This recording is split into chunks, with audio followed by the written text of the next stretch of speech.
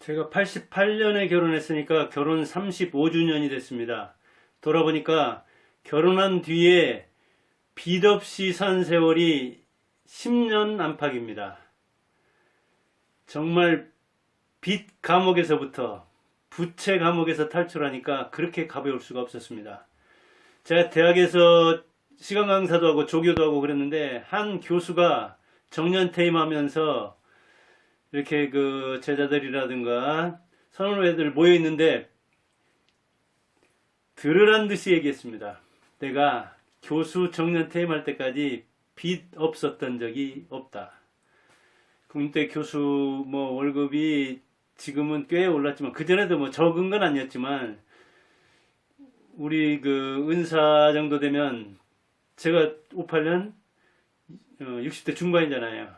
80대 뭐 90대 이렇게 되기 때문에 그때만 해도 자녀들을 서너 낳아서 키우는 것이 교사든 교수든 공무원이든 월급만으로는 쉽지 않았다는 이야기입니다. 그런데 지금 가계부채 얘기가 많이 나오고 있습니다. 여기저기서.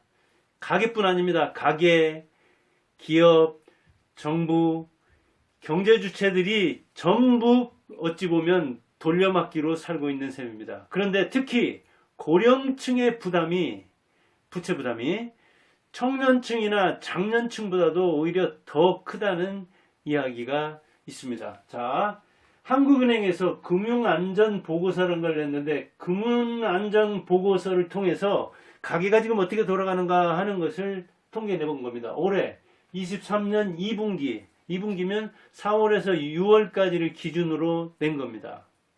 그랬더니 개인 대출자의 소득 대비 비율 그리고 개인 대출자 차주의 부채액이 노인이라고 해서 만만치 않았습니다.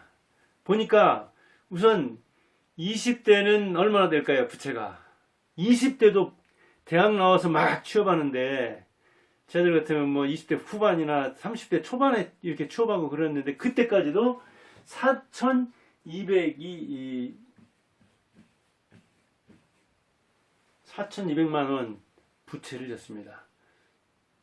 30대는요. 30대는 꽤 많습니다.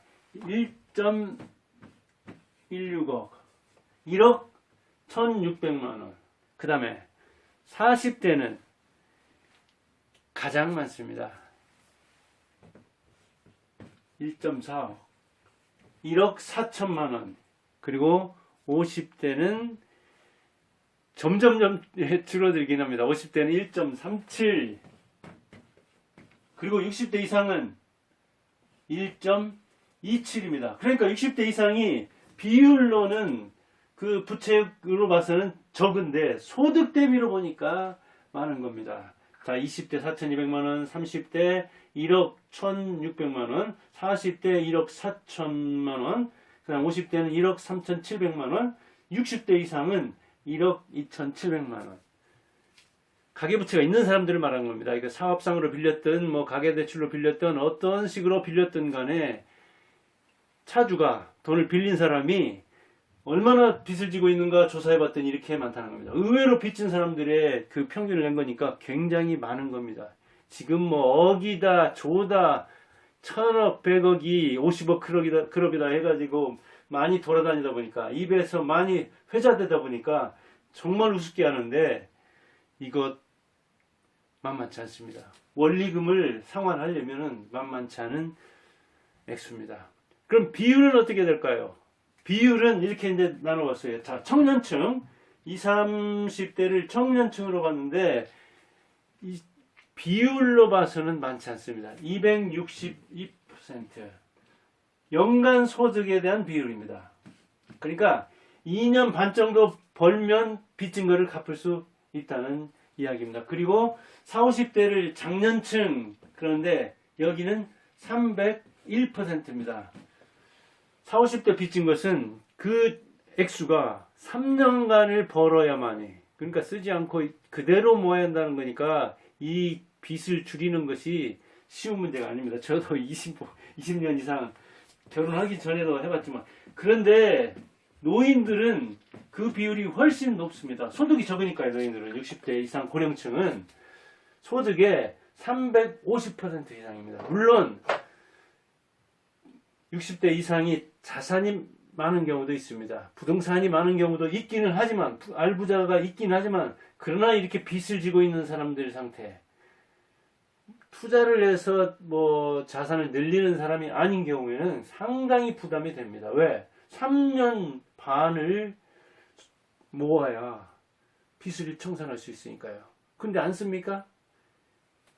쓰는 것도 노인도 뭐 젊은 사람 못지않게 늘어나잖아요. 그러니까 빚을 줄이는 것이, 빚을 없애는 것이 쉽지 않다는 얘기죠. 그걸 이제 그 뭐 소득 대비 부채율이 어느 정도 되는가를 볼 때 고령층이 청년층이나 장년층 못지않게 부채 부담을 지고 있다는 이야기죠. 부채 감옥에 산다. 그런 이야기를 할 수가 있는 겁니다. 그런데 우리가 어떻게 돈을 벌어서 어떻게 쓰다 갑니까? 대개 소득의 정점은 40대입니다. 40대 중반쯤이 자기 생애 주기를 볼 때 가장 돈을 많이 법니다. 그리고 대개는 50대 중반쯤 되면 그때부터는 손해보는 인생입니다. 적자 인생입니다. 왜? 지출이 소득보다 더 많으니까. 그러니까 40대까지는 힘이 들긴 하고 자녀들이 이제 막 어려서 가르치는 것으로서 소비도 많이 하지만 많이 벌기 때문에 그때까지는 올라가는 소득이 소비보다 많은 것이고, 그 다음에 50대 중반부터 이렇게 내려오는데 빚을 보면은, 부채액을 보면은 50대와 60대가 1,000만 원 차이잖아요. 그렇게 크지가 않습니다. 그래서 소득 대비해서 이 부채 비율을 보면 고령층이 오히려 청년층이나 장년층보다도 더 높다고 하는 겁니다. 그런데 60대가 그 부채의 품질이랄까요? 그걸 따져서 그게 뭐 이른바 젊은 사람들처럼 비투를 한다든가 주식이든 부동산이든 이건 절대 안 됩니다. 무리하다가 또 무리하게 뭐랄까 그 투자처를 쫓아가다가 파산되는 수도 있고 또 사기를 당하는 수도 많습니다. 고령층의 부채 상황이 어려운 이유는 소득이 우선 적으니까 그러죠. 그러니까 상대적으로 원리금 상환은 많은 셈이 되는 거죠. 그리고 자녀나 자신에게 투자해야 할 돈이 그때도 상당히 많이 필요합니다. 그리고 그때부터는 병원비가 급격히 많이 늘어납니다. 고령층의 병원비는 자기가 생각할 때는 대개 남녀 합쳐서 한 2,500만 원 정도면 65세 이상부터 죽을 때까지 내가 병원비 이 정도 쓰다 가겠지 하는데 그 4배 안팎이 더 듭니다. 1억 안팎이 듭니다. 특히 여자들은 오래 살기 때문에 1억 가까이 들고 남자들도 8천 안팎이 듭니다. 실제로 드는 것은 자기가 예상한 것보다 많이 듭니다. 그래서 예상한 것보다 오래 살고 예상한 것보다 많이 소비하고 예상한 것보다 많이 병원비로 지출을 해야 됩니다. 그런데 자녀들이 되게 결혼이 늦어지기 때문에 요즘은 30대 중반에 가기 때문에 60대가 그것도 감당을 해야 됩니다. 그런데 그동안 살면서 지금까지 부채가 청산이 안 됐다는 이야기는 부채 피로에 쌓여 있는 겁니다. 우리가 피로 사이 그런 말 하잖아요. 참 이 관계 피로, 영상 피로, 그리고 대인관계 피로, 그 다음에 뭐 회식 피로, 대면 피로. 근데 부채 피로처럼 피곤한 게 없습니다. 어디서 금리가 오른다. 미국에서 국채금리 오르는 게 무슨 신경을 써야 됩니까? 우리나라 이를테면 경기가 안 좋은 거 하며 그리고 이스라엘, 팔레스타인, 우크라이나 또 뭐 러시아 전쟁하는 거 그런 것 저런 것까지 다 신경 써야 하는 것이 바로 부채자입니다. 채권자는 빚 받아야 할 사람이니까 발 뻗고 자지만 돈 줘야 할 사람은 빚진 노예처럼 살게 되는 거죠. 이게 평생 시달리는 게 바로 60대 아니겠습니까? 그런데 60대까지도 빚을 청산하고 가볍게 살지 못한다는 것은 부채 피로에, 부채 부담에, 부채 감옥에 평생 시달린 셈인데 한계가 있는 거죠. 인간은 심신의 뭐랄까요, 역량의 한계가 있잖아요. 이를테면 우리가 공부를 하는데 하루 종일 긴장해서 공부를 하면서 그것을 한 달 또 고등학교 들어가자마자 3년 동안 계속하면 미칩니다.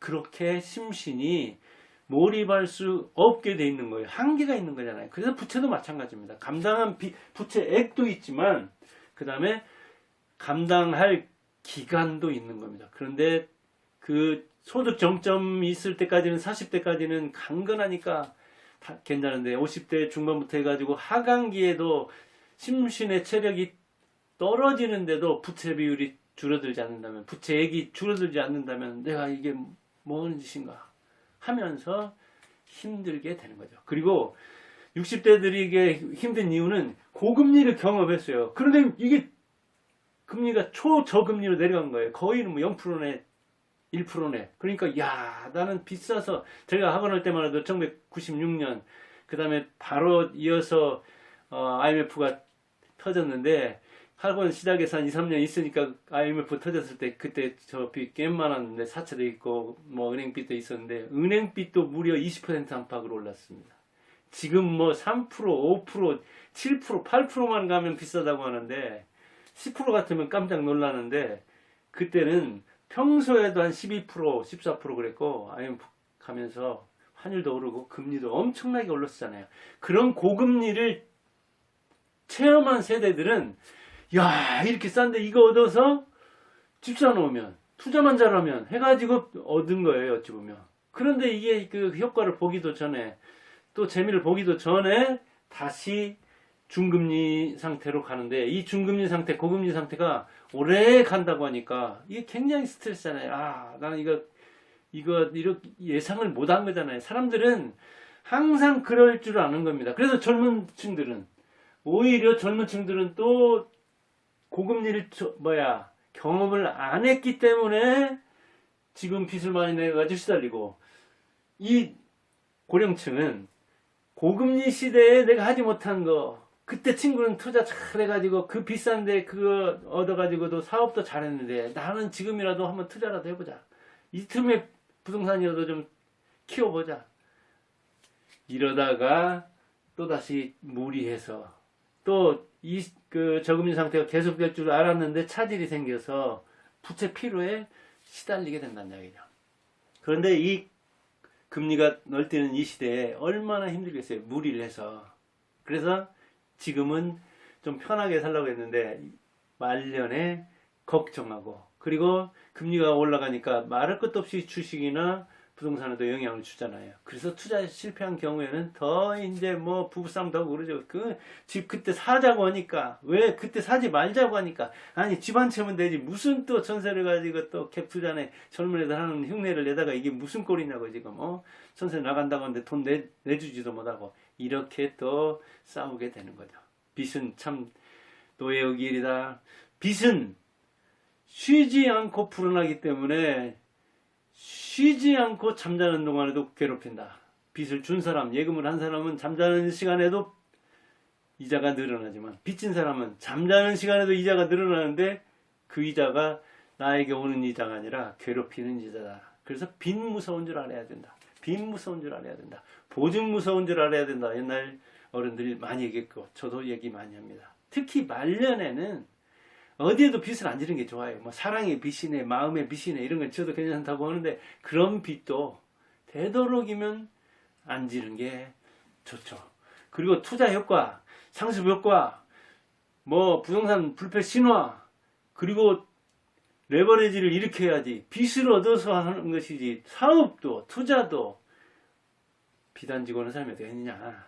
그러나 이전하고는 달라요. 저도 뭐 학원 할 때 거의 100% 빚으로 시작해서 한 2, 3년 시달리고 나니까 빚 갚고 나니까 정말 허전하더라고요. 빚 갚고 나면 남는 게 없잖아요. 그러나 물론 그때까지 쌓은 경험 그거로 해서 이제 뒤에 그 경험이 수익을 가져왔지만 아무튼 자산 처리라도 해서 저는 한 10년 안팎에 그때 제 자산 중에 최고 큰 덩어리 50대 중반에 팔아서 대추나무에 걸린 연실 같은 이 여기저기 걸린 빚 쫙 처리하고, 그러니까 안 사람이 제일 좋아하더라고요. 부채 상환부터 하는 게 이 고령층한테는 삶의 품질을 높이는 그런 수단이 아닐까 그렇게 생각합니다. 부채 품질이 달라요. 60대에 갖는 것과 30, 40대는 적절히 자극이 되는 수도 있으나 60대랑은 이 나이에 이거 내가 다 갖고 갈라나? 다 못 갖고 가면 빚도 상속됩니다. 상속 포기를 해야 되는데 또 그걸 몰라가지고 자녀가 그대로 안고 살면서 그냥 그 이자 낼 때마다 원리금 상환할 때마다 부모를 원망하는 수도 있고, 때로는 그것 때문에 극단적 선택을 하는 사람도 있고 그럽니다. 투자 수익보다 원금 보존이 중요합니다. 그리고 투자 수익을 더 내기 위해서 지렛대를 쓰지 않고 작은 걸로 작게 시작해서 창대하게 되는 게 중요합니다. 버핏도 말했잖아요. 원금 보존이 중요한 거예요. 첫 번째, 투자 원칙, 원금을 잃지 마라. 두 번째 원칙, 1번을 잊지 마라. 투자 원칙 1, 2번을 원금을 보존하라는 거예요.